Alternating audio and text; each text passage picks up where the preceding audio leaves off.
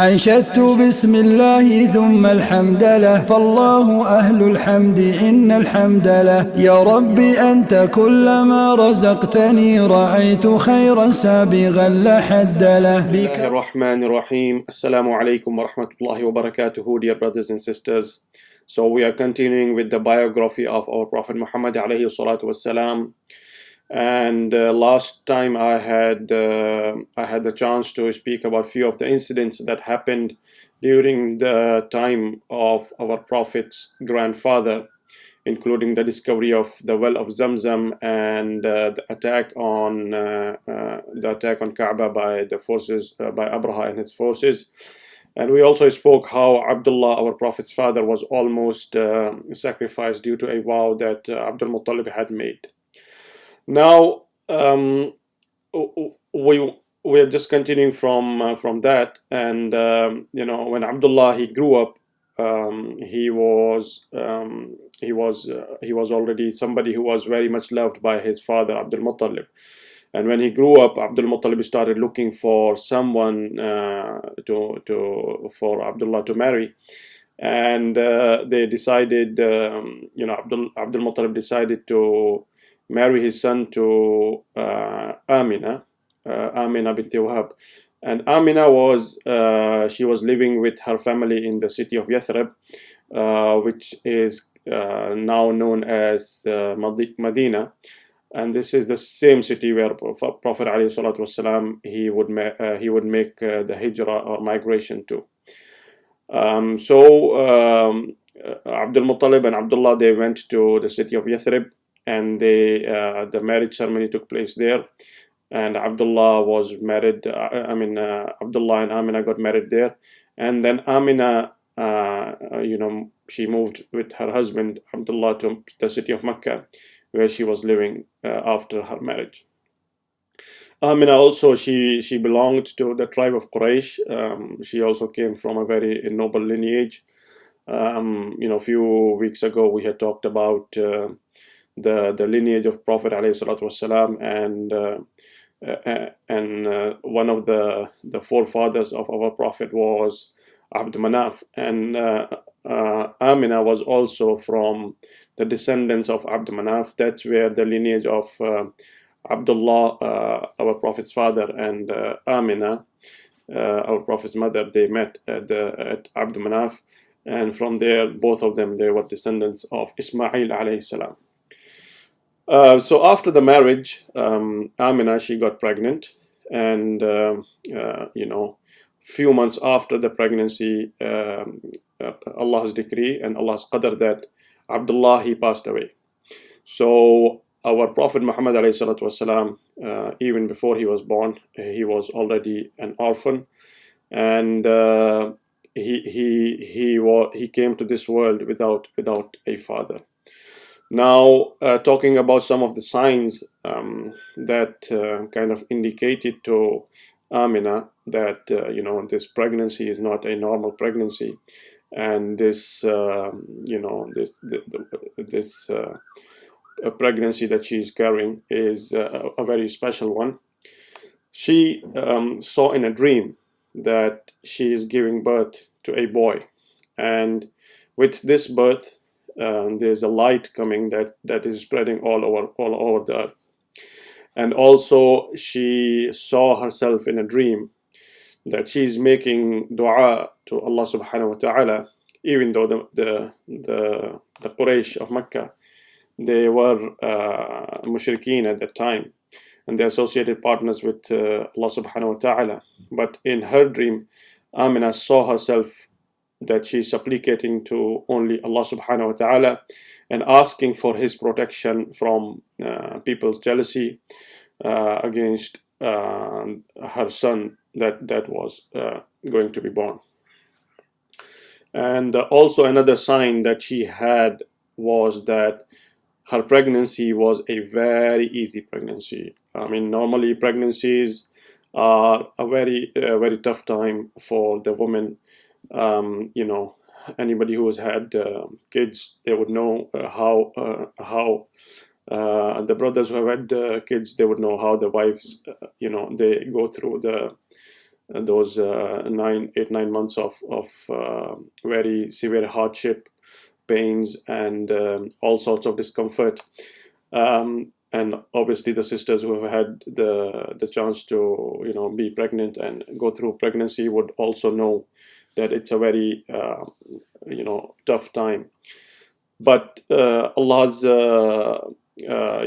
decree that Allah made this pregnancy very, very easy for Amina, and she did not go through the hardships and difficulties that are associated with normal pregnancies, which was again an indication for Amina that this is a special carry that she has. And after that, it was time for our Prophet ﷺ's birth, and he was born in the month of Rabi al-Awwal, and on a Monday. Now his exact date of birth is something that's a difference between the scholars.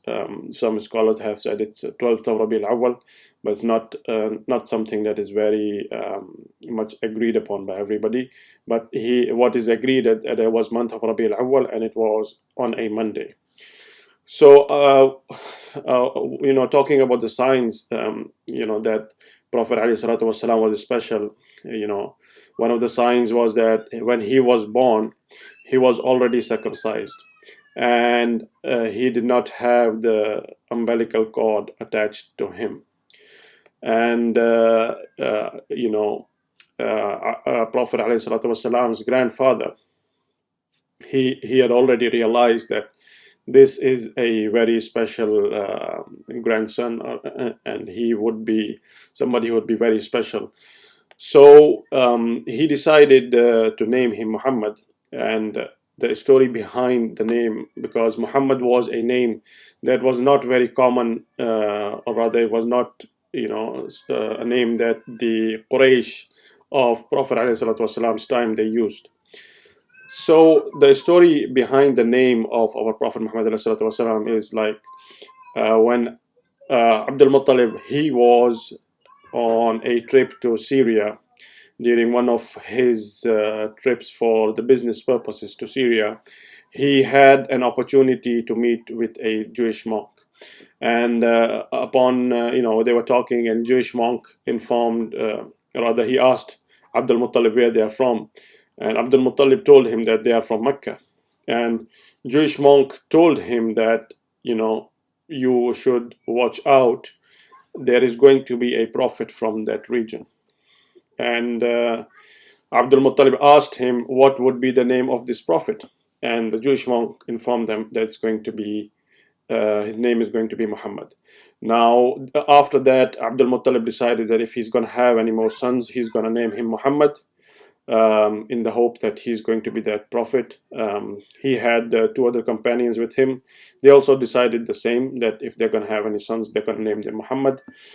But Abdul Muttalib did not have any more sons after that. So when Prophet ﷺ was born, he decided to name his grandson Muhammad.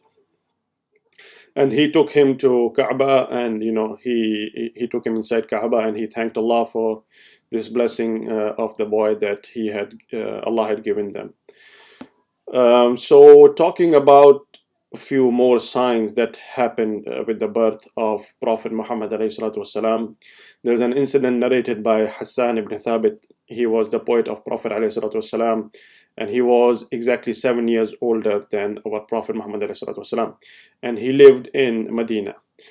And he narrates that when he was 7 years old, that is, the year of our Prophet Muhammad ﷺ's birth, he heard a Jewish monk announce to the people that the star of Ahmad has been seen, and this star has never been seen before. Now, just to give you guys a bit of context about this announcement, the Jews, when they were expelled from the area which is Palestine, in the first and at the end of the 1st century Gregorian calendar, they were expelled by Romans, and they settled outside outside the land of Palestine. And some of them actually came and settled down in Medina. Now, this was not a random settlement. They had been told in their scriptures about coming of a prophet, and they were given indications about the area where this prophet is going to come, and he's going to proclaim the prophethood. And they had identified that area as the city of Medina, and they were settled there, and they were waiting in anticipation for the appearance of this prophet. And with that anticipation, when Prophet ﷺ was born, they, the Jewish monk, he had made that announcement that, later on Hassan ibn Thabit, he narrated to us. And another sign that happened with the birth of the Prophet ﷺ was that the emperor of Persia, who was known as Kisra, the rulers of Persia, they were known as Kisra at that time. What happened was that with the birth of Prophet ﷺ, the empire of Persia, there was an earthquake that came in the area where Kisra had his palace. With the earthquake, the palace, there were 14 balconies that fell down with the coming of the earthquake. And furthermore, they had, they used to worship fire, which got extinguished. And then also there was a lake which they considered very holy, which was also swallowed up due to earthquake, and it basically vanished. And all of these things happened, one after another. And the emperor Kisra, he was very worried what's going on, what is all of these things happening. So he had fortune tellers. He called them and he asked them to give them interpretation of these events.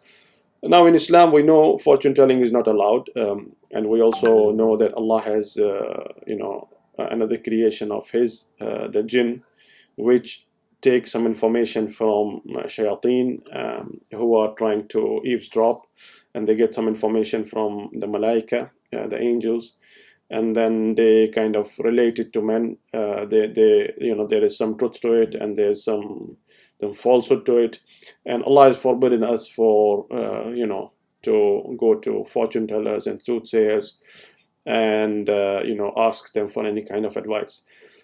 But this ruler Kisra, he asked fortune tellers to give him interpretation of these events. So the fortune tellers, they told him that these are the signs of coming of a prophet, and they also told him that the 14 balconies that have fallen from your palace, this is an indication that there will only be 14 kings after you from your lineage. So Kisra, he got a bit, it was like something that comforted him, because he felt like 14 is quite a big number, 14 kings from his line after that. But the history is that after the death of this king, there was an infighting, and within 4 years there were 10 kings that ruled over Persia within four years of passing of the Kisra. So these are some of the signs that Allah showed to people with the birth of the Prophet ﷺ, that this is a birth that is not an ordinary birth. This was the birth of the greatest man, the greatest creation to have ever walked on the face of this earth. May Allah send His peace and blessings upon our Prophet Muhammad ﷺ. And inshallah, I can talk about his early childhood and his upbringing, inshallah, in the next video. Wassalamu alaikum wa rahmatullahi wa barakatuhu.